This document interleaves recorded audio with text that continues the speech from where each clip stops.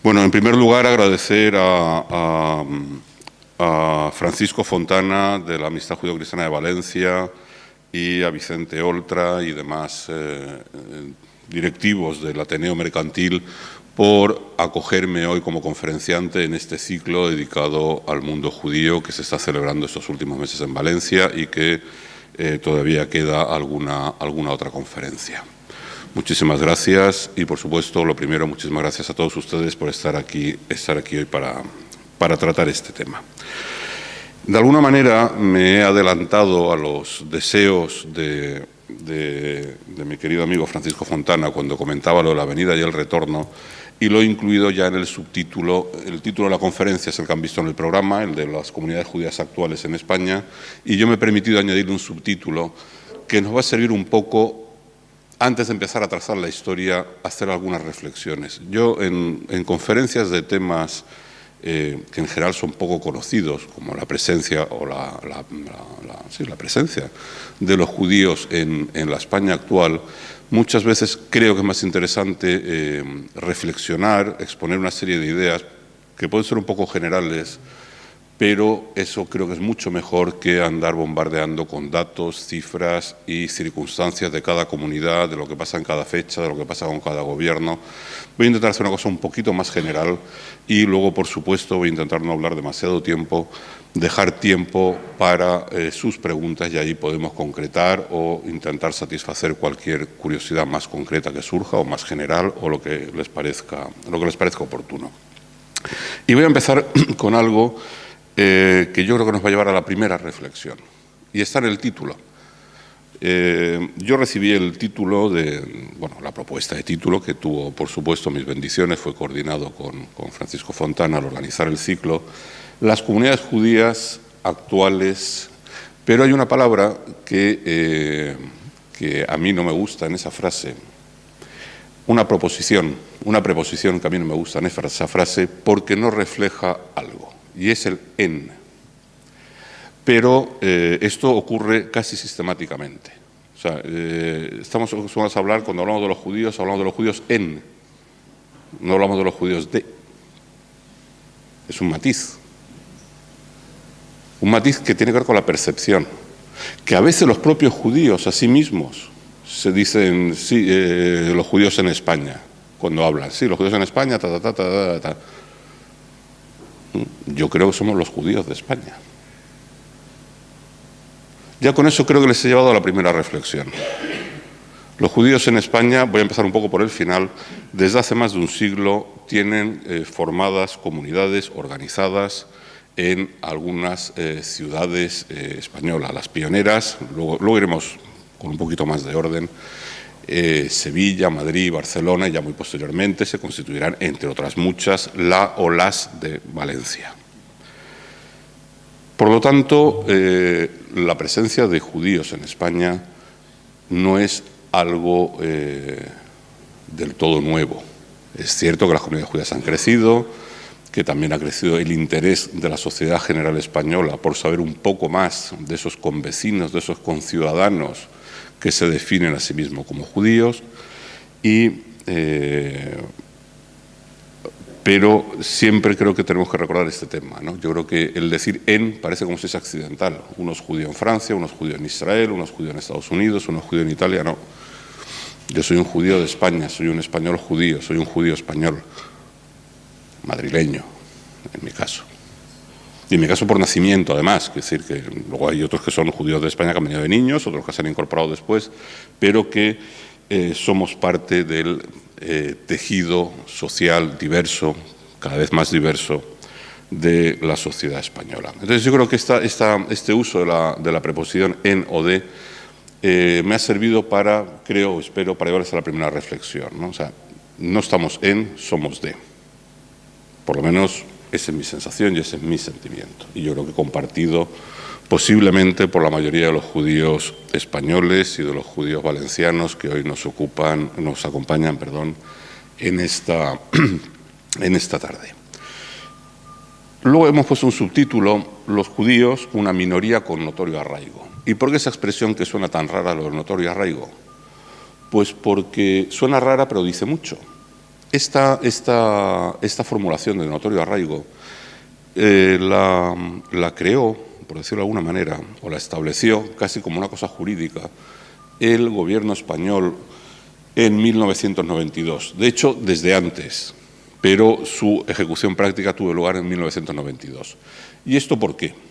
Porque la España democrática por primera vez tenía que resolver una situación, y es que había pluralidad religiosa y había un Estado, un Estado, que era España, que tenía relaciones privilegiadas no solo históricas y religiosas, sino casi, yo diría,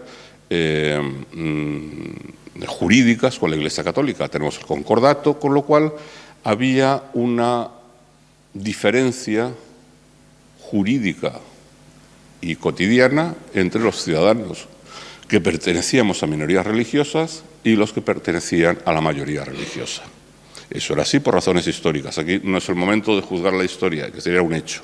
Entonces llega la democracia y piensa el gobierno y el Parlamento español que eso de alguna forma hay que buscar una solución y que al menos con las confesiones religiosas con notable arraigo en España tenía que haber unos acuerdos que, aunque por supuesto no son paralelos al concordato, sí establecen un régimen de relación entre el Estado y los representantes de esas minorías religiosas. Bien, las minorías religiosas luego se han sumado otras, pero las que en el 92 firman acuerdos con la Administración española son las tres religiones con más vínculos con España, con más presencia histórica en España, que son, por supuesto, los judíos, los musulmanes y los protestantes, los evangélicos.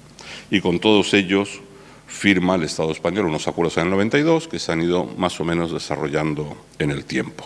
O sea, también hay un marco jurídico para unas relaciones entre esas minorías religiosas y el Estado español a través de esos acuerdos. Acuerdos que, por supuesto, son normas, son parte del cuerpo jurídico que rige las relaciones de las minorías religiosas con el Estado, como pasa con las relaciones de la Iglesia Católica con el Estado. La diferencia es que es una cosa bastante curiosa y a veces no pensamos en ello, pero tiene algo de atípico, pero también es consecuencia de la propia historia. El marco jurídico, el gran marco jurídico que rige las relaciones del gobierno español con los católicos, con la religión mayoritaria, está establecido en un acuerdo firmado con un Estado extranjero, que es el Vaticano. Cierto que el Vaticano es un Estado muy singular, pero está firmado con el Vaticano, no con la Conferencia Episcopal Española. Mientras que los acuerdos con las minorías religiosas, judíos, musulmanes y protestantes, son acuerdos firmados con las instituciones representativas de los judíos españoles, los musulmanes españoles y los protestantes españoles. Y el otro tema que planteaba ya en la pregunta, que tiene un punto retórico, que yo creo que volveremos después, es siempre se dice aquí lo que tenemos es una presencia judía que, como yo he establecido, se organiza hace aproximadamente un siglo en España, por lo menos en algunos lugares. Pero todos sabemos por la historia que aquí hubo judíos y una ciudad como Valencia además tuvo una comunidad judía muy importante en la Edad Media, por lo menos hasta 1391. Con lo cual en España ha habido una presencia judía de 13, 14, 15 siglos, hasta el fin de la Edad Media, hasta el decreto de expulsión, un vacío de presencia judía y de nuevo, desde hace algo más de un siglo, de nuevo hay judíos en España. Hay judíos españoles. Bien. Entonces la idea que surge siempre, o la pregunta que surge, y la abordaremos más bien al final de la conferencia, que tiene más sentido, es si los judíos han venido o han retornado a España. Es una pregunta que es un juego de palabras, es decir, da igual, es un hecho. Hay judíos en España desde hace más de un siglo y en comunidades judías organizadas. La idea, cuando ellos se establecen, los primeros judíos que se van estableciendo en España en el siglo XIX, pero el siglo XX y en las últimas décadas también, si venían o retornaban, creo que es un tema que podemos comentar después cuando vemos un poco la evolución y la fundación de las comunidades judías en España. Por supuesto, el tema de los judíos, de las comunidades judías actuales en España, se puede abordar desde muchísimos ángulos. Un ángulo histórico, el cultural, el sociológico, el jurídico, el político, etc. Y también abarca muchos aspectos. La creación y evolución de las comunidades judías en España, sus personajes más destacados, las relaciones de España con los sefardíes y con el mundo judío, en fin, hay muchos aspectos que tienen que ver con el tema principal. Vamos a ir abordando algunos sí, otros no, con más o menos detalle. Bien, lo del arraigo que ya decía antes tiene que ver con eso. Hay un pasado judío muy potente en España. E insisto, Valencia es un caso claro de esa importancia del pasado judío. O sea, pocas ciudades medievales de España tuvieron comunidades judías tan importantes como la que tuvo la ciudad de Valencia y otras de lo que hoy es la actual Comunidad Valenciana. Pero eso se interrumpió drásticamente. Y aquí vamos un poco a otra reflexión. Para la mayor parte de los españoles, cuando se habla de judíos, cuando se menciona el tema judío, la asociación directa en quien uno piensa o en los que uno piensa es o bien esos judíos del pasado. Sí, en mi ciudad había judíos en la Edad Media, sí, en mi ciudad había una sinagoga, sí, en mi pueblo hay una calle de los judíos o de los chueos o de los chudeos o de lo que sea. El pasado. Y si no, lo asociamos generalmente con el Estado de Israel. Cierto que el Estado de Israel es donde más judíos viven, es el único Estado en que la mayor parte de la población es judía, pero rara vez el español medio, por decirlo de alguna manera, si es que eso existe, es un término que no me gusta, pero creo que me entiende lo que pretendo decir, cuando piensa en judíos no piensa en un señor que puede vivir 3 pisos encima del suyo en la siguiente calle y que tienen una sinagoga a la que van y que sus hijos han nacido aquí, forman parte de esta sociedad, al igual que sus padres. Eso es algo que yo creo que todavía no hay una clara conciencia. Es cierto que las comunidades judías son muy pequeñas en España. Voy a adelantar una cifra. No voy a hacer una cosa cronológica, yo creo que es más... Prefiero ordenar mi exposición por ideas que por cronología. Entonces vamos a dar un dato de lo que hoy es lo que se estima la población judía de toda España. Se considera que en España viven aproximadamente 45.000 judíos, aproximadamente. Son cifras que no se pueden contrastar porque afortunadamente este es un país libre y nadie está obligado a afiliarse a ninguna confesión religiosa y, por supuesto, ni el Estado ni la Administración puede tener listas de cuántas personas o qué religión profesa cada persona, como es normal y como debe de ser, no existe. Por lo tanto, los censos o los intentos de estimación de la población judía española son complicados, porque también uno tiende a ver a los judíos como que siempre son una cosa homogénea, que siempre forman parte de estructuras comunitarias. Bueno, eso es verdad a medias. Es verdad a medias.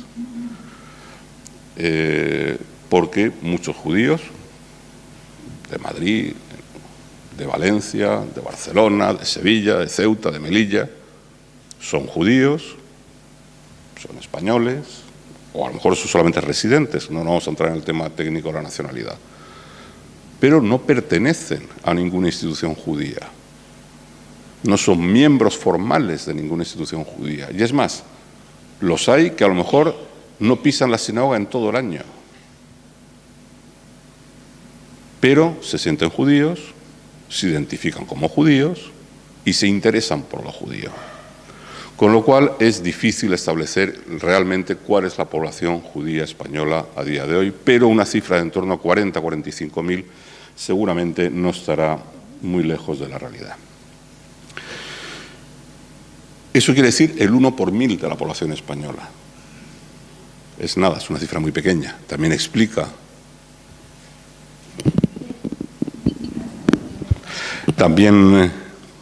Gracias.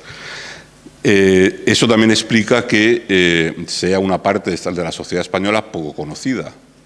Luego, además, hay otro tema, es que en general la inmensa mayoría de los judíos somos indistinguibles de nuestros conciudadanos por nuestros rasgos, por nuestra forma de integrarnos en la sociedad.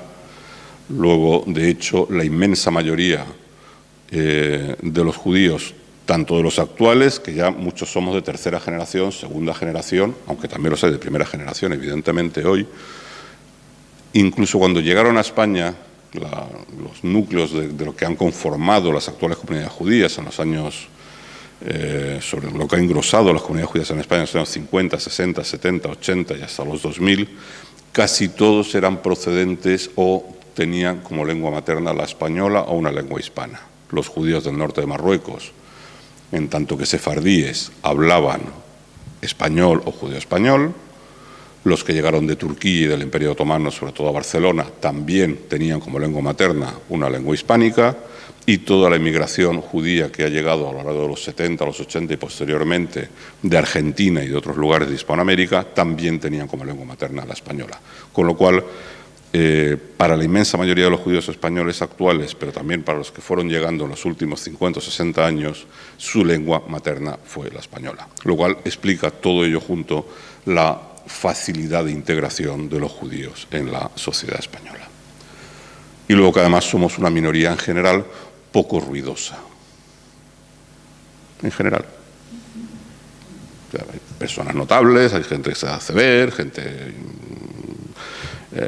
instituciones que, por supuesto, forman parte de las que crean opinión o comentan cosas en la sociedad general, pero en general, por supuesto, y nada conflictiva. No es una minoría conflictiva. Esta diapositiva que he puesto aquí era un poco para ilustrar o adelantar un poco lo del notorio arraigo y lo de la venida o el retorno. Estas dos fotos, la que está a la izquierda de la diapositiva, es de la sinagoga de Toledo, la llamada sinagoga del Tránsito de Toledo, y la otra es de la actual sinagoga principal, construida en el año 68, de la principal sinagoga de Madrid. ¿Y por qué están juntas? ¿Y por qué no están alineadas? ¿Y por qué están esas dos fotos allí hablando de arraigo venida o retorno? Por favor, háganmelo saber. Usted me lo señala de vez en cuando, pero por favor, díganmelo porque se trata de por lo menos que intentar hacerme oír. Disculpen. Porque de alguna manera, y aunque la actual composición de las comunidades judías españolas no responde necesariamente a un retorno a esa España de la que fuimos expulsados en 1492, pero sí se considera heredera histórica, heredera moral. Las actuales comunidades judías de España, con independencia de que quienes formen parte de ellas desciendan o no desciendan de esos judíos que salieron de España hace 500 y pico años, las comunidades se consideran herederas de ese pasado. Igual que todos los españoles. Hoy por hoy, cualquier español sensato, sensible y culto se considera heredero de ese legado, del legado cristiano, del legado judío, del legado islámico, de esa España. Porque la España que tenemos hoy, con todas las cosas buenas y algunas que a lo mejor no nos gustan tanto a ninguno, son parte precisamente de esa superposición de legados, de herencias, de tradiciones y de tradiciones religiosas. Bien. Y la otra foto, bueno, ¿y por qué para mí es significativo lo del arraigo y estas fotos lo dicen? Aunque la foto no es muy buena, la cenefa que recorre la parte superior de la sinagoga del Tránsito de Toledo se reprodujo en escayola en la sinagoga de Madrid. Se ve muy mal, reconozco que la foto es muy mala, está desenfocada, pero esa cenefa que está pegada al techo en la foto de la sinagoga moderna es un vaciado de la que hay en la sinagoga de Toledo. ¿Y por qué? Pues precisamente por eso. Es esa idea de continuidad. Cuando se construye esa primera sinagoga de Madrid en el año 68, de alguna manera se quería dar continuidad con esa cosa pequeña y simbólica a que somos parte de esa historia. Bien, todos sabemos que los judíos son expulsados de España en 1492 y deja de haber presencia judía en España. Lo que hay después son otras cosas. Judíos, lo que uno entiende por un judío, no lo había y no lo podía haber. Es cierto que sí hubo judeoconversos, que en mayor o menor medida, en unos lugares más, en otros menos, en unas épocas más, en otros menos, fueron, en mayor o menor medida también, perseguidos por la Inquisición. Pero no eran judíos.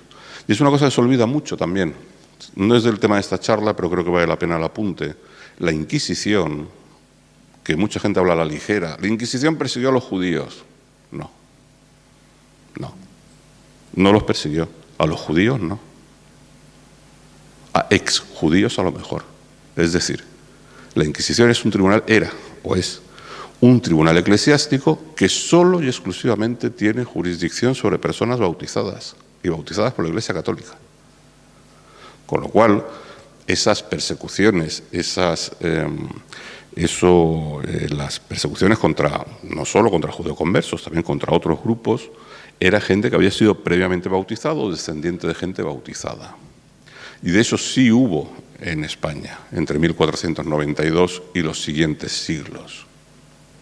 Y hay muchas familias en España, en muchos lugares de España, muchísimos, que tienen clara conciencia de descender de judeoconversos.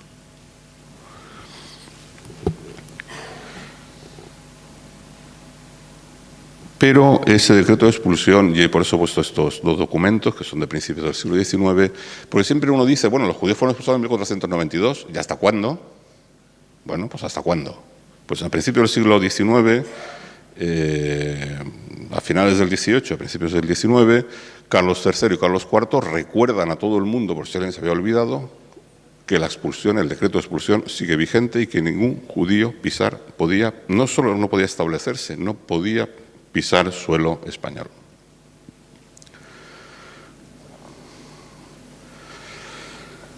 Entonces, ¿cuándo llegan los primeros judíos? Ya hemos dicho que hubo judíos aquí, no vamos a hablar de historia medieval, pero se calcula que desde la época romana hasta 1492. Se abre un paréntesis en que no hay judíos, hay judeoconversos, que es otra cosa, pero ¿cuándo vuelven los judíos?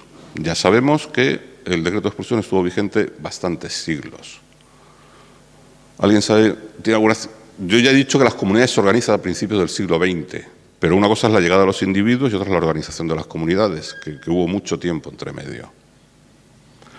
¿Alguien sabe cuándo llegan los primeros judíos a España? Después de la expulsión, los primeros que retornan o vienen.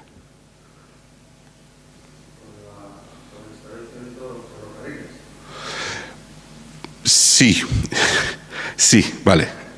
Sí y no. Claro, cronológicamente coincide más o menos, pero no es la razón. Bueno, la razón es compleja.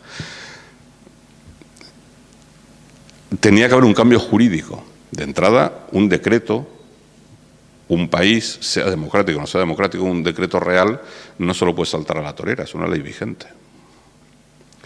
Pero en España, como en otras ocasiones de nuestra historia, las leyes vigentes pues se aplicaban dependiendo. Pues bien, ¿qué pasó? En 1834 se queda completamente abolido el Tribunal de la Inquisición. Entonces, el fin de la Inquisición, que, insisto, y esa es la paradoja, que no tenía jurisdicción sobre los judíos, todo el mundo interpreta en España, y los judíos que deciden venir a establecerse en España, que desaparecía la Inquisición, un judío podía volver a vivir en España. Y así ocurre. Es a los pocos meses de extinguirse definitivamente la Inquisición española, en 1834, tenemos constancia documental de que se instala un judío ilustre además, Daniel Weisweiler, se instala en Madrid. Y efectivamente, la relación que apuntaba aquí el señor con los ferrocarriles es una pirueta, pero ¿por qué lo ha dicho? No es correcto el dato, indirectamente es correcto el dato. O sea, la llegada de los judíos no tiene que ver con los ferrocarriles. O sea, el que pudieran llegar judíos no tiene que ver con los ferrocarriles. Pero esos primeros judíos que llegan a Madrid, por lo menos dos de ellos, Weisweiler en el 34 y Ignacio Bauer en el 1848, representaban los intereses de los banqueros Rothschild en España. España en aquella época tenía pedidos créditos a la casa Rothschild, eso era un tema, pero además fueron los Rothschild, a través de sus representantes aquí, fueron quienes financiaron algunas de las, no todas, pero algunas de las líneas de ferrocarril que se van estableciendo en España a partir de las primeras o las décadas centrales del siglo XIX. Y ese es el vínculo curioso entre llegada de judíos y ferrocarriles, esa es la explicación. O sea, no llegan para hacer los ferrocarriles, llegan por otras razones, y estos son todos los conocidos. ¿Qué nos pasa con la historia? Nos pasa siempre lo mismo. Yo les he mencionado dos judíos súper ilustres, importantes, influyentes, que luego además viven un tiempo en España, una de las familias se queda generaciones y son personas muy, muy destacadas del Madrid durante décadas. Claro, la historia nos deja testimonio de las personas notables. Notables por su cultura, notables por sus logros científicos, notables por su influencia política, notables por su influencia económica, pero no sabemos nada. Generalmente no sabemos cómo se llamaba un señor que llegó a Sevilla y se puso a vender babuchas en el mercado. No lo sabemos. Pero también sabemos que se establecieron judíos que llegaron del norte de Marruecos a vender babuchas en Sevilla. Lo que pasa es que, bueno, la historia es como es. Solemos contar las personalidades destacadas en diferentes ámbitos. Bien, el caso es que desaparecida la Inquisición española en 1834, se empiezan a instalar los primeros judíos en España. Muy poquitos, fundamentalmente en Madrid, algo en ciudades del norte del País Vasco español. Y me preguntarán, ¿por qué del País Vasco español? Si me dijeran Barcelona, Valencia, las grandes ciudades portuarias, bien. ¿Por qué? Porque parte de los sefardíes, es decir, sefardíes son los que descienden de los judíos expulsados de España, se establecen en el suroeste de Francia, Burdeos, Bayona, etc. Y esos sefardíes mantienen durante generaciones, durante siglos, relaciones personales, pero sobre todo comerciales con el norte de España. Y eran importadores de vino español, exportaban otras materias hacia acá, trabajaban con los comerciantes y los importadores y exportadores de la época del norte de España. En 1840 hay un cambio en la legislación fiscal española, con lo cual la entrada y salida de bienes tenía que pagar impuestos. Entonces algunos de estos comerciantes sefardíes de Bayona, de Burdeos, de San Juan de Luz, se establecen en diferentes localidades del País Vasco, San Sebastián, Tolosa, etcétera, unas cuantas. Estamos hablando de muy pocas personas, siempre hablamos de muy pocos individuos, para seguir desarrollando su actividad. Y eso también está documentado, pero como siempre, insisto, tenemos constancia de los nombres de los comerciantes notables, seguramente, junto a esos comerciantes notables que han dejado rastro en la historia económica, en los libros de contabilidad, pues debió llegar mucha gente sencilla también. Bien, cuando por primera vez hemos hablado de extinción de la Inquisición en 1834, llegada de los primeros judíos en 1834, he insistido en que, según el marco jurídico español, un judío no podía pisar España. Le podían decir, usted no puede estar aquí, pues hay un decreto que dice que usted no puede estar aquí. No se aplicó, no tuvieron problemas. Esos poquitos judíos que se instalan en España entre 1834 y 1869 no tienen ningún problema. ¿Y por qué he mencionado ahora 1869? Por la Constitución. La Constitución de 1869 es la primera Constitución española que reconoce la libertad religiosa. En la medida en que hay una Constitución que reconoce la libertad religiosa, queda automáticamente abolido el decreto de expulsión, que es incompatible con la Constitución. Siempre se ha debatido, y vamos a uno de los temas de debate en el presente, habrán oído ustedes, me imagino, en alguna ocasión, algún representante de los judíos españoles o judíos de otros lugares, comentar, ya es hora de que España haga una abolición del decreto de expulsión. Claro, aquí estamos jugando con las palabras. Abolido quedó con la Constitución de 1869 y posteriores, y por supuestísimo con la de 1978, pero ya en 1869 quedó abolido.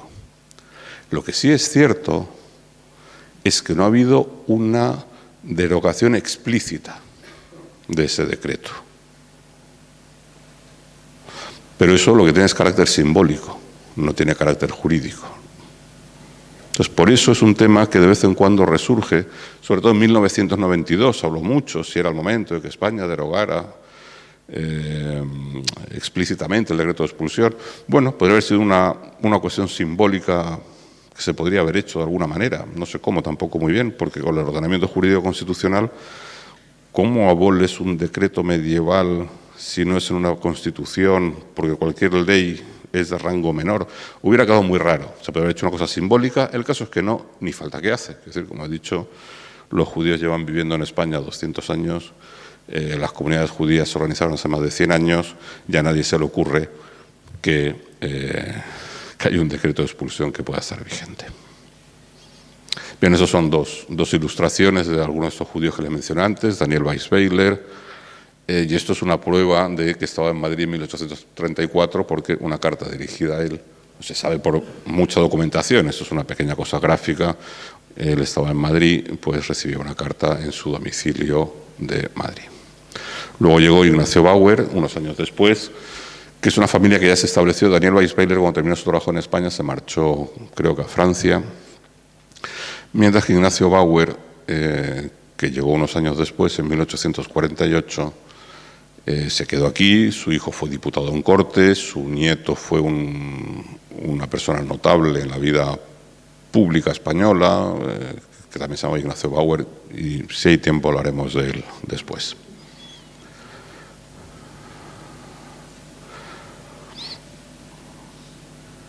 Bien, ¿por qué se organiza la vida judía hace aproximadamente un siglo? Hemos dicho que había judíos desde 1834, pero la organización de las comunidades judías es algo que tiene lugar a partir del año 14, 15, 16, 20. ¿Por qué hay números todos esos años? Porque estamos hablando de 3 comunidades, Sevilla, Madrid y Barcelona, que pues a lo mejor casi todas ellas primero inauguraron su sinagoga y después aprobaron sus estatutos, con lo cual una cosa es la apertura de la sinagoga y otra la constitución formal de la institución, pero da igual, es en aquellos años cuando, y este es el dato esencial, es entre 1916 y 1920, cuando se organizan las primeras comunidades judías en España desde los tiempos de la expulsión.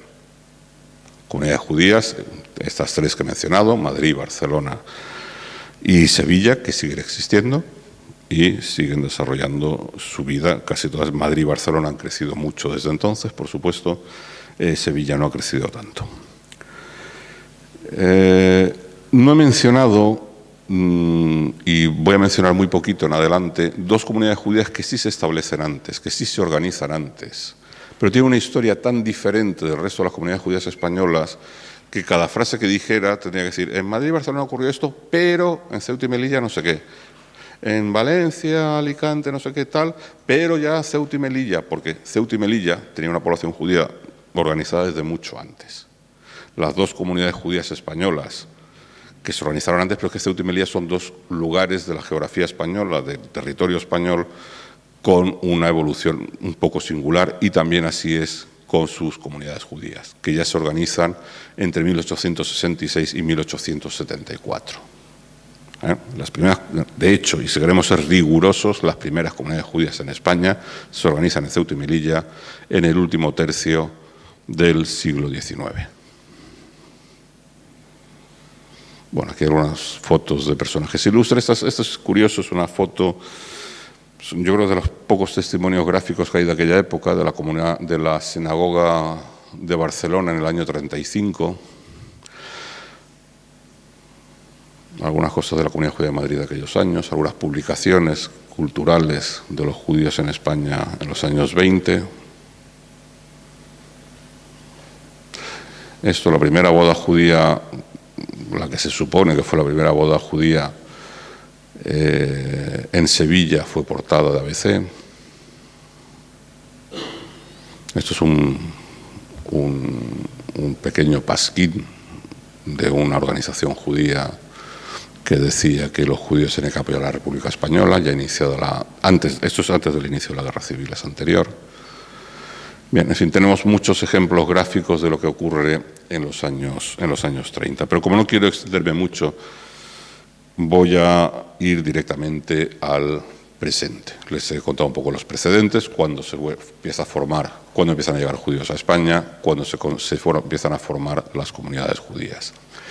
En esos primeros años, del principio del siglo XX, la procedencia de los judíos que se instalan voy a referirme sobre todo a Madrid y Barcelona, son principalmente judíos centroeuropeos y en el caso de Barcelona también judíos del Imperio Otomano.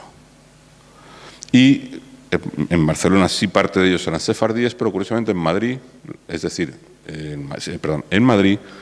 De hecho, hasta donde sabemos, la mayoría de los judíos que vivían en Madrid hacia los años 20 del siglo pasado no eran de procedencia sefardí, procedían de Francia, de Holanda, de Alemania, del Imperio Austrohúngaro, etc.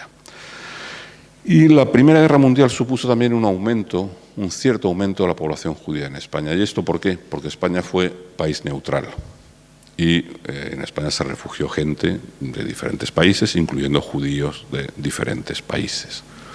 De hecho, recalan en Madrid en aquellos años bastantes refugiados judíos de la Primera Guerra Mundial, que eran refugiados no en tanto que judíos, sino en tanto que apátridas en unos casos, o gente que había pillado la Primera Guerra Mundial en el país en el que no debían estar, porque era país enemigo, en teoría, del país de sus pasaportes. Pues judíos turcos en Francia, Turquía estaba del lado de Alemania en la Primera Guerra Mundial, y si estaban en Francia, pues los expulsaban o tenían que marcharse, cosas de ese estilo. Y eso produce una salida de gente de estos países. Parte de esa gente viene a España y parte de esa gente son judíos.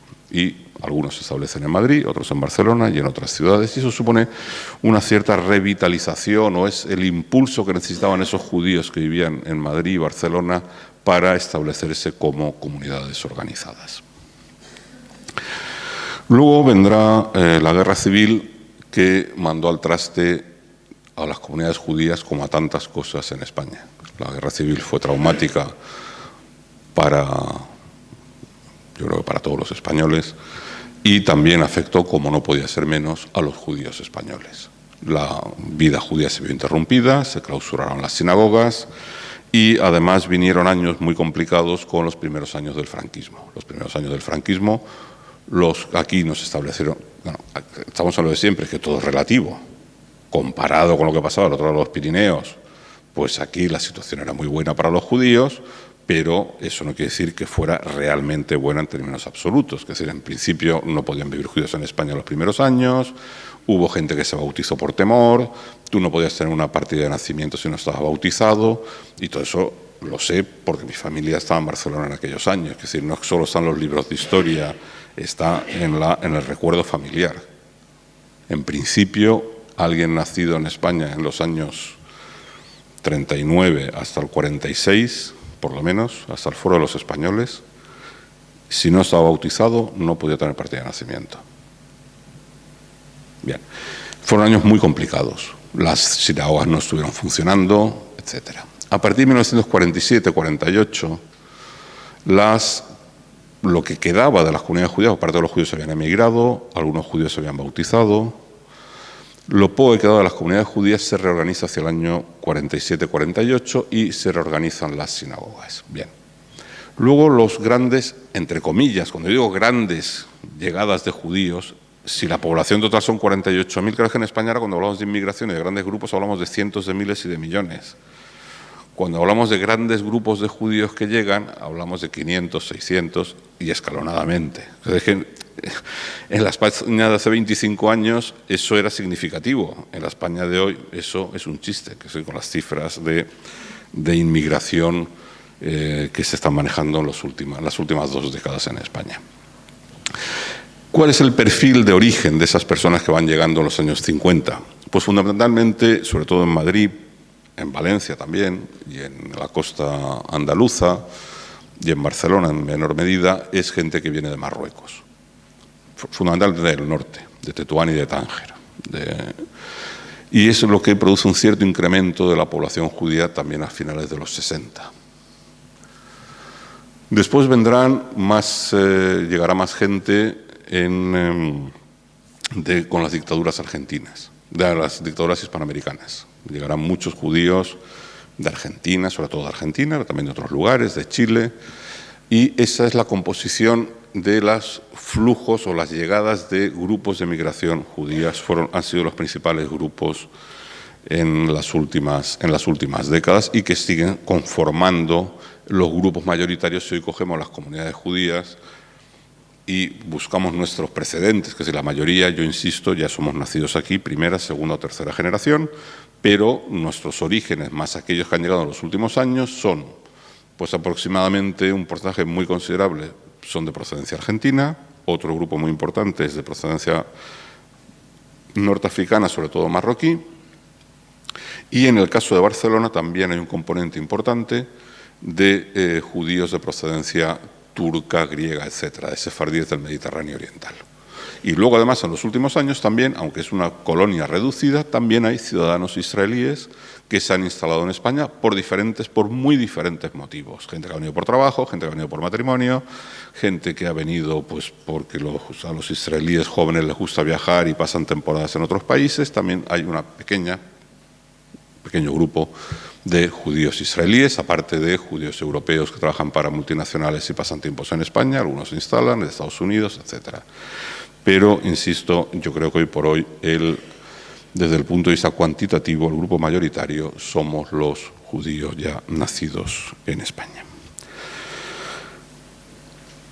La Constitución de 1978 y los posteriores acuerdos de 1992, de algún modo, lo que vienen es a corregir las diferencias que había para los ciudadanos que profesaban la religión mayoritaria con respecto a los que profesamos religiones minoritarias. Por supuesto, hay cosas de la historia que no se pueden cambiar, pero también les quiero llevar a la reflexión. Muchas veces se dice que España es un Estado laico. No lo es. Y además muchas veces se dice en contraposición, yo lo digo porque, claro, como se ha mencionado aquí, yo trabajo en la Embajada de Israel, unas cosas que se dice mucho del Estado de Israel. No, Israel es un Estado confesional y judío y no sé qué, no sé cuánto, porque cierra el sábado. ¿Y aquí qué día cerramos? El domingo, ¿no? Bueno, luego se podrá abrir o no abrir una tienda, y eso es otro tema. Pero el día de descanso oficial en el calendario laboral español, ¿cuál es? El domingo. Lógico. ¿Cuál iba a ser? ¿El miércoles? No. El domingo, porque hay una tradición cristiana en España y tiene que ser el domingo. Con lo cual, hay cosas del pasado que inevitablemente son parte de lo que vemos hoy. Pero a veces acusamos a terceros de que eso es impregnar de religión tu país cuando los demás también lo tienen. En todo Occidente el día feriado es el domingo, lo cual es lógico y además sería absurdo que cambiara. Pero luego tenemos otra serie de cosas en que vemos que hay que avanzar. Se ha avanzado mucho, pero hay cosas que hay que avanzar y que quizá para quienes son parte del grupo mayoritario lo ven como muy natural, pero para quienes no somos del grupo mayoritario a veces nos rechina un poco. Por ejemplo, ¿por qué los funerales de Estado, estoy refiriéndome a los atentados del 11M, tienen lugar en una catedral católica y oficiados por un obispo católico? Era un acto de Estado. Si no fuera de Estado, perfecto. La Iglesia Católica puede organizar el funeral que le parezca y puede asistir el gobierno y puede asistir el rey y puede ser quien quiera. Pero es un acto de Estado, no debería ir unido a una confesión religiosa por muy mayoritaria que sea. Entre otras cosas, además en el caso del 11M había víctimas de otras confesiones religiosas. Había víctimas, en el caso del 11M en concreto, había víctimas de otras confesiones religiosas. En fin, aunque evidentemente la democracia española goza de buena salud y los ciudadanos somos todos iguales ante la ley, todavía los que pertenecemos a minorías religiosas hay cosas que es difícil que lleguemos realmente a una homologación. Se ha avanzado mucho, por ejemplo, el tema del matrimonio. Cuando yo me casé ya en plena democracia, me casé en el año 89. Yo me tuve que casar 2 veces, con la misma mujer con la misma mujer. Me casé en el 89 por la sinagoga y luego ya cuando iban a nacer nuestra hija, sencillamente para facilitar los papeles, decimos, bueno, vamos a casarnos por lo civil, ya que nuestro matrimonio judío celebraron los años 89, ya con años que había corrido la Constitución. Nos tuvimos que casar por lo civil para que nuestro matrimonio existiera en tanto que matrimonio. Eso, por ejemplo, ha cambiado. Ahora un matrimonio celebrado en una sinagoga reconocida en España, la documentación que genera una sinagoga de un matrimonio está reconocida. por supuesto con los rabinos reconocidos, etcétera. Esto no es barra libre, esto es igual que la Iglesia tiene sus procesos, aquí también se obliga a las minorías a tener sus procesos.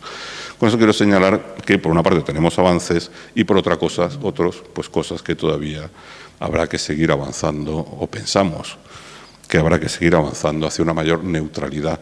Y yo aquí no, que quede muy claro, y cualquiera que me haya escuchado con atención no habrá visto ninguna militancia laicista por mi parte. Yo lo que reclamo sencillamente, o lo que expongo, es la necesidad de neutralidad, no de acabar con nada. Las manifestaciones religiosas, y las que tienen mucho arraigo, creo que deben seguir como están, porque es parte de una realidad. Bien, no me quiero extender más, ya he hablado los 45 minutos comprometidos, para dejar unos minutos para, si tienen preguntas, comentarios, cosas que añadir, cosas que comentar, desacuerdos, acuerdos, lo que les parezca.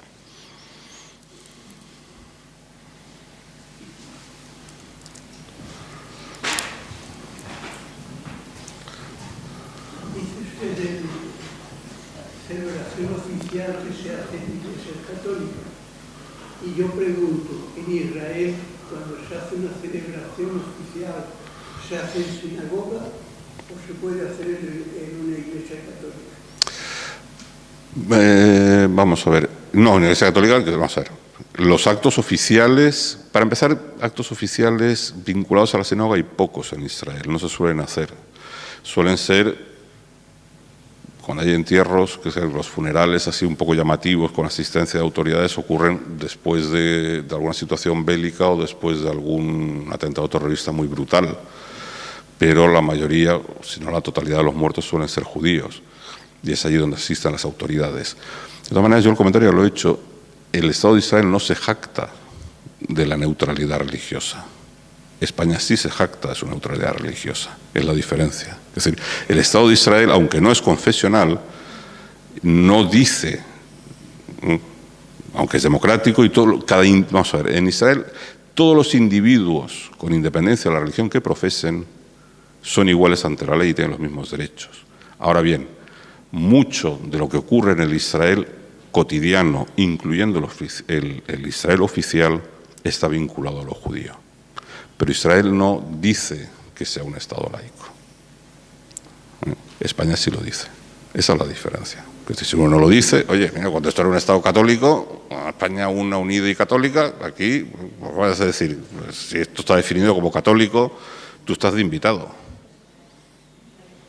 En fin, también tiene que ver con las etiquetas. Yo les quiero llevar yo con eso no estoy exponiendo ni una queja necesariamente, ni una crítica. Estoy exponiendo una serie de puntos para poner de manifiesto una realidad de una presencia de las comunidades de la vida judía organizada en España en el último siglo, en España, y cómo a veces desde la mayoría no se percibe porque se vive de forma automática las cosas, que ahora hay otras sensibilidades, y que sí, los judíos representamos un grupo muy pequeñito. Es decir, los protestantes en España son muchísimos más, son cientos de miles, posiblemente entre 500.000 y 1 millón. Los musulmanes hablan de entre 1 y 2 millones. Estamos hablando de unas cifras en que, y ya no entro en distinguir entre católicos nominales y católicos reales, porque es absurdo, porque los católicos es como pasar lista. Bueno, a mí que me da que vaya a misa o no, se autodefinen como católicos, pues fantástico, pues constituyen el 90% de la población española, o el 80 y tantos %. Bien, gracias. ¿Había preguntado? Sí. Bien.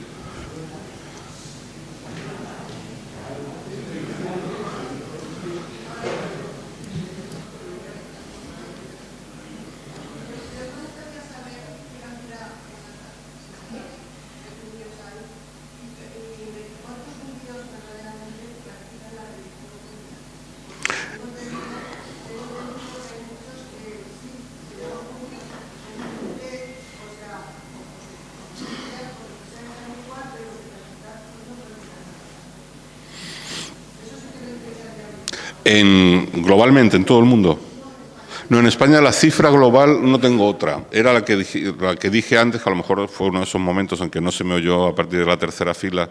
Yo hablo de una cifra de en torno a 45.000 judíos en España, incluyendo todos.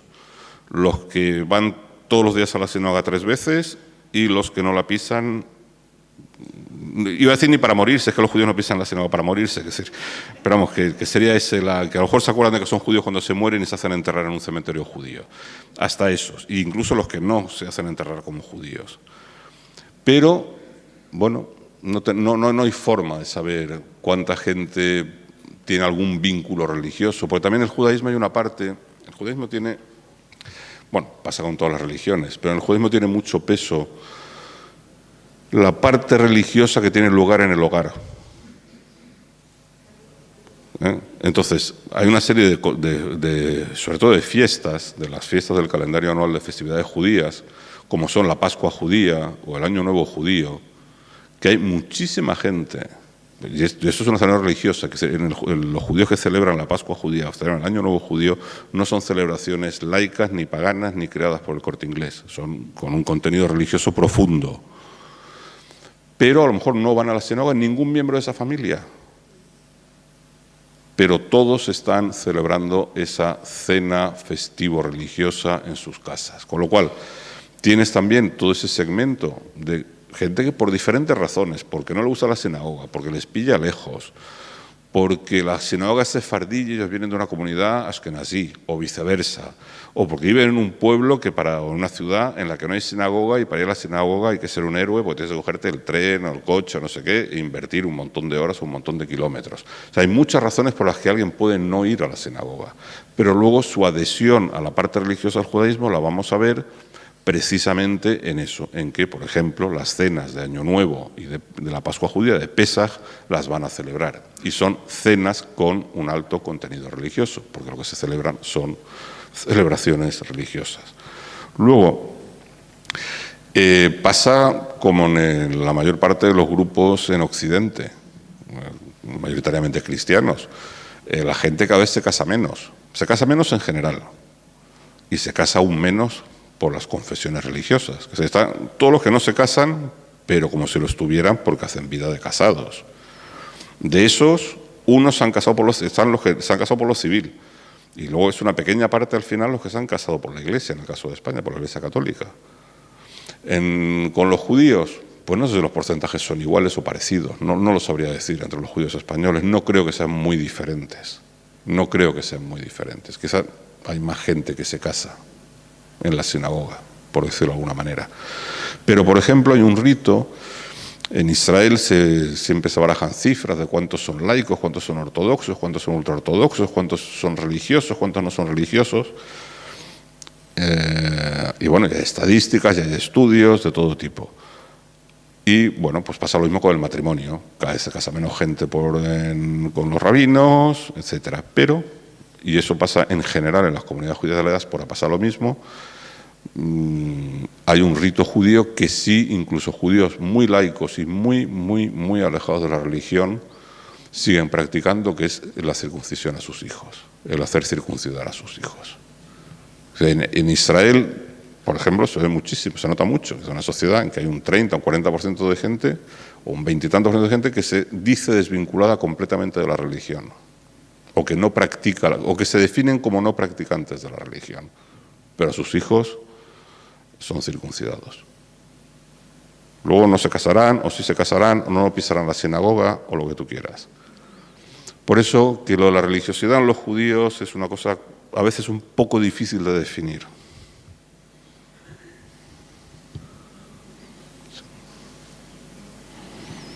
Con respecto a la campaña antisemita que se está viviendo ahora en el mundo, en particular en Estados Unidos, en Francia, Alemania, Hungría, Polonia, en España, ¿ha notado alguna corriente de estas campañas tan terribles que nos recuerda a la Alemania de los años 30?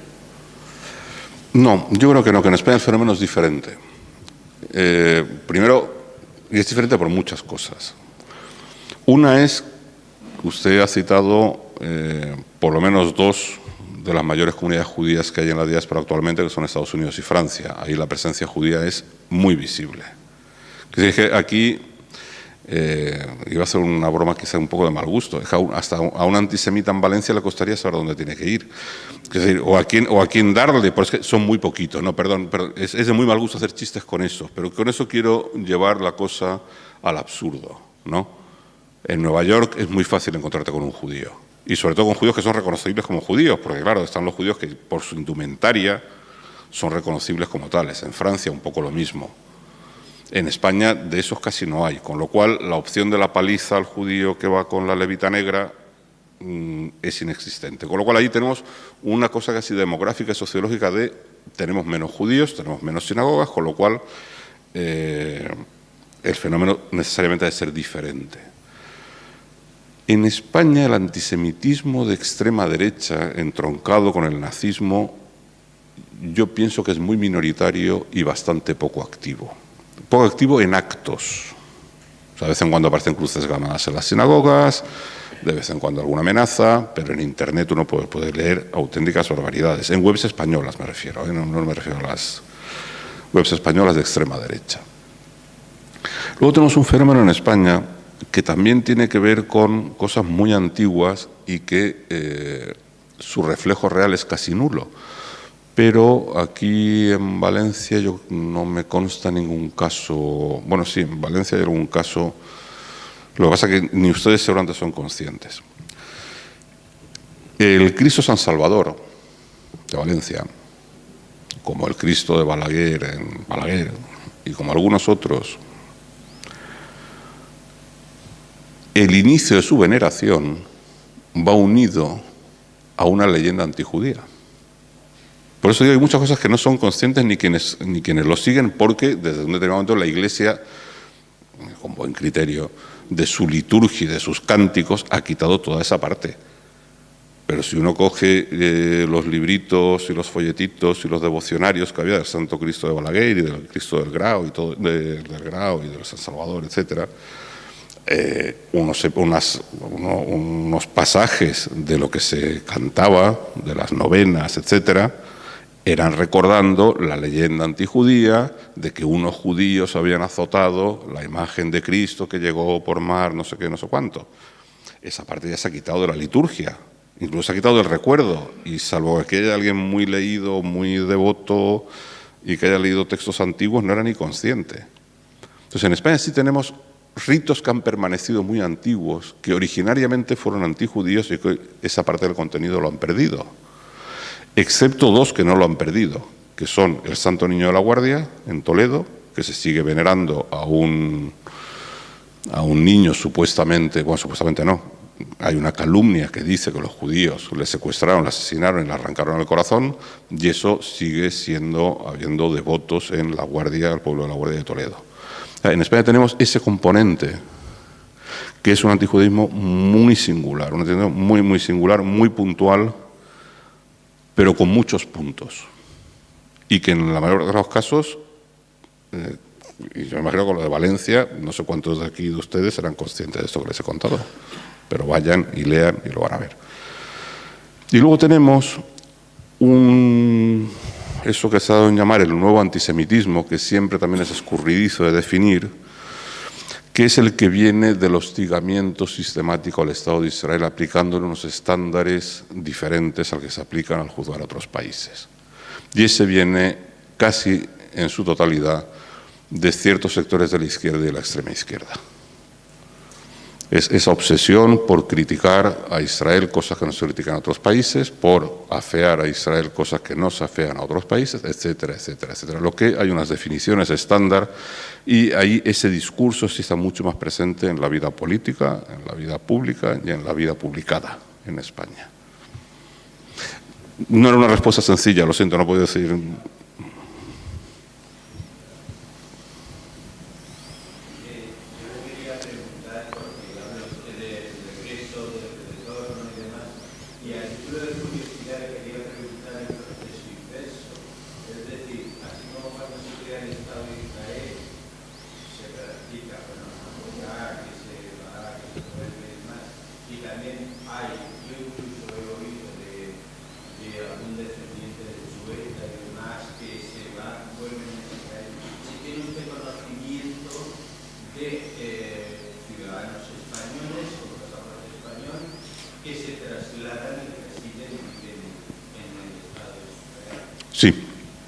Sí.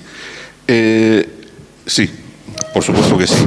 No eran cifras significativas.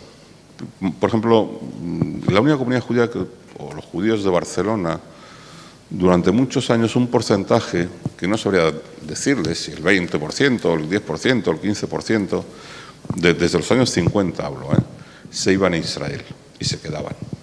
Por eso en Israel te encuentras unas poquitas. Estamos hablando de cifras ridículas. Estamos hablando de que los judíos que vivían en toda España en el año 50, pues a lo mejor eran 3.000.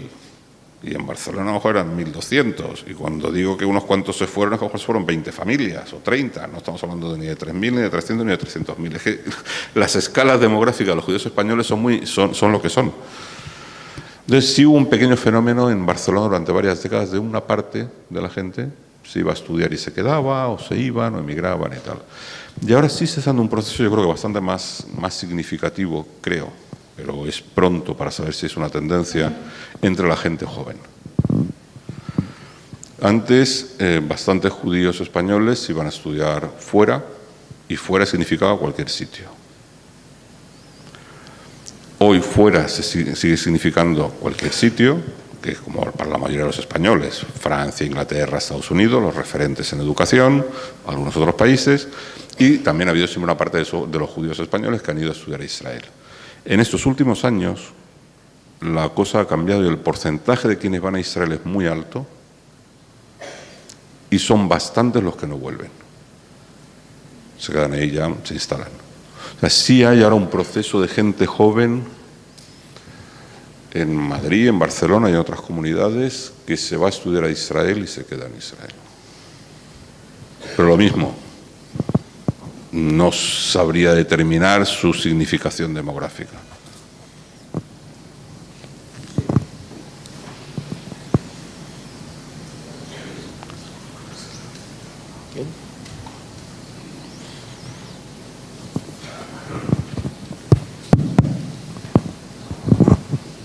Sí, buenas tardes.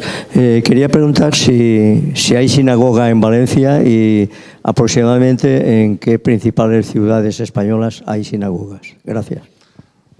En Valencia hay sinagoga.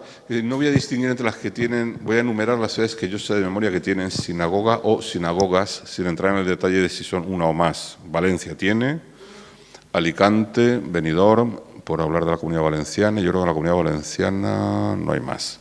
Si salimos de la Comunidad Valenciana, tenemos Marbella, Torremolinos, Málaga, Sevilla, Madrid, bueno, Ceuta y Melilla, Barcelona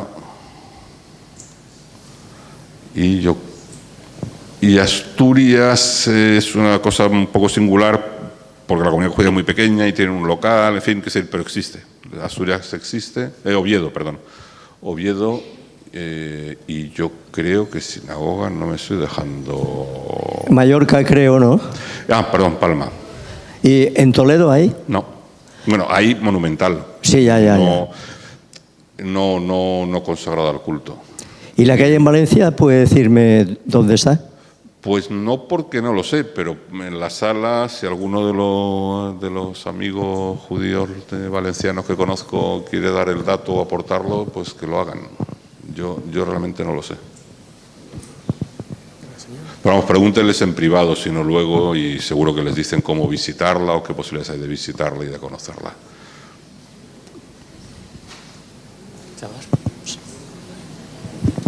Sí, respecto ha mencionado que sí que por Internet se pueden leer todo tipo de barbaridades respecto al antijudaísmo. Yo recuerdo, por mencionar uno de los casos más recientes, no sé si a lo mejor hay algún otro más reciente, y que salió en prensa, en concreto una web llamada Alerta Judiada,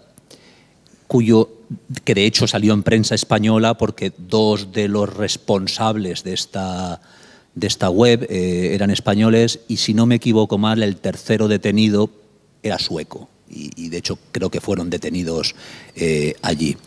¿Qué sabe de esta web en concreto? Que era una web para era una web de habla española, sobre todo para ciudadanos de habla española. Y ¿cómo es posible que una web de este calibre surja?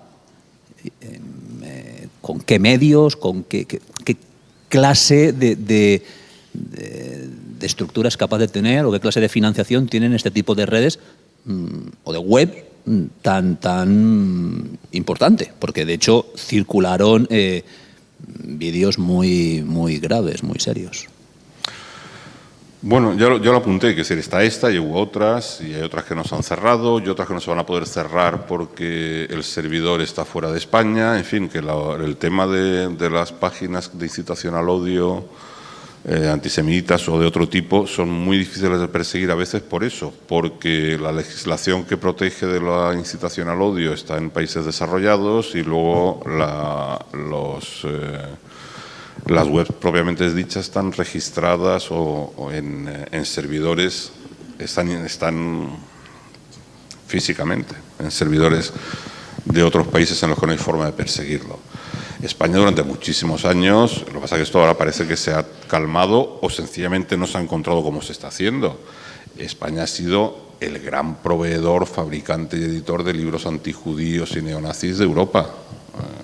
Fundamentalmente en español, pero también en otros idiomas, es decir, CEDADE, más sus herederos de la librería Europa, más no sé qué.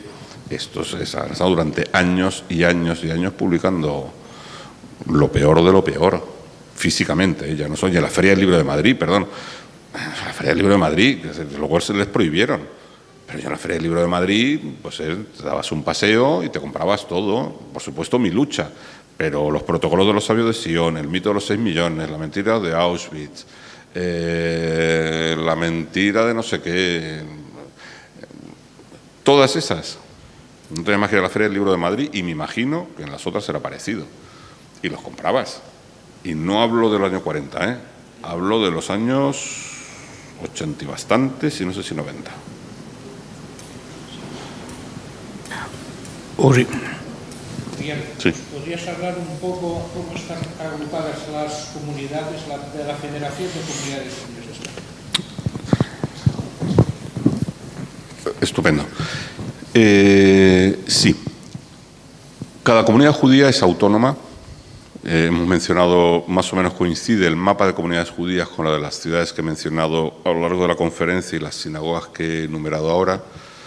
Y desde el año, creo que es en el año 82, se constituye la Federación de Comunidades Judías de España, que ya tenía sus precedentes anteriormente en lo que era el Consejo de Comunidades. Desde los años 60 existió algún tipo de agrupación de las comunidades judías y la actual, la Federación de Comunidades Judías de España, se creó fundamentalmente, aparte para temas de coordinación interna y de que haya una voz más o menos unificada y un representante de los judíos españoles.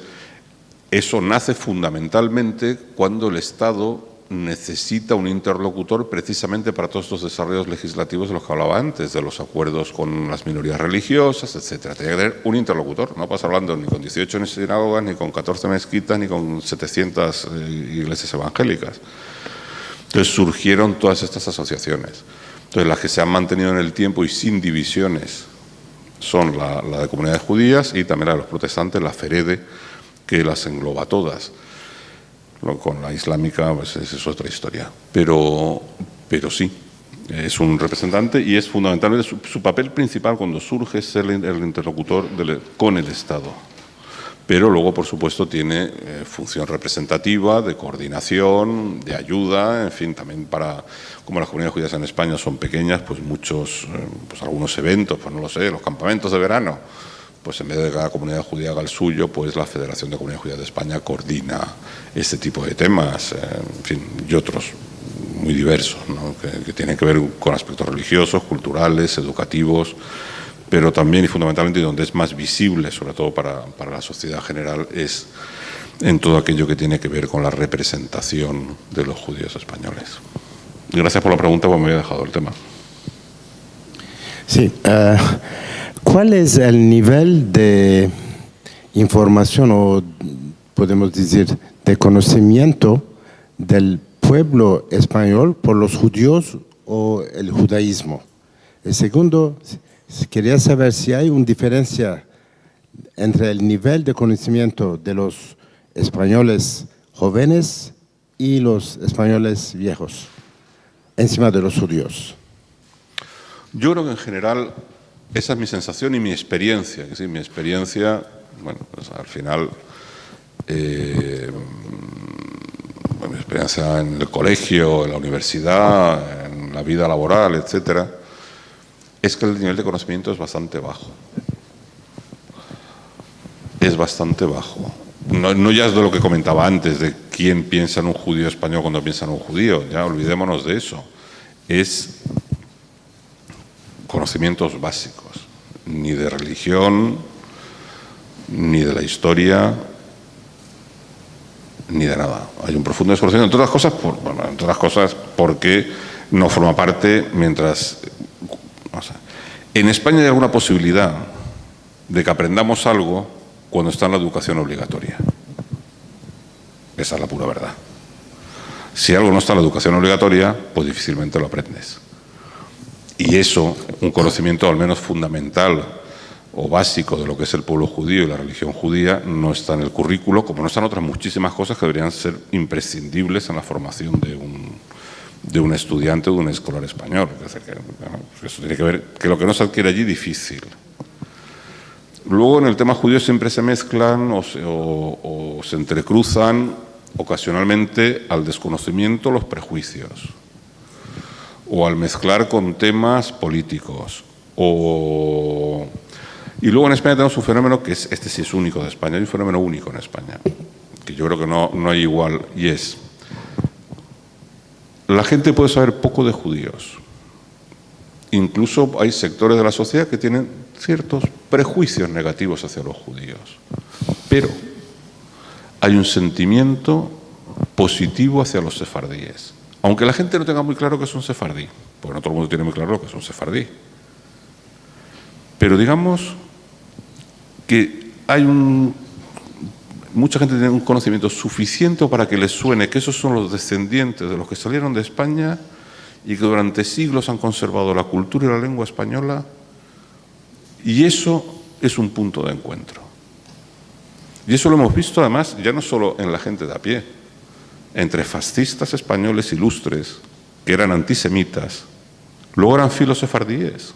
Hay un caso paradigmático de Jiménez Caballero, un fascista curiosísimo, de las vanguardias culturales, un tipo muy, muy singular.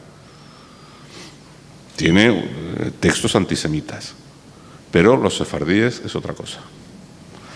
¿Cómo se come eso? No lo sé. Yo no sé cómo se come eso, pero eso es un hecho.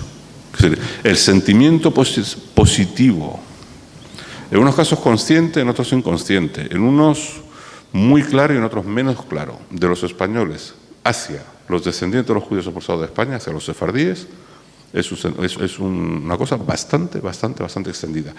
Por eso, esa ley aprobada recientemente y que ya termina su vigencia, de la concesión de la nacionalidad de los sefardíes, no hubo grandes obstáculos por nadie del arco parlamentario.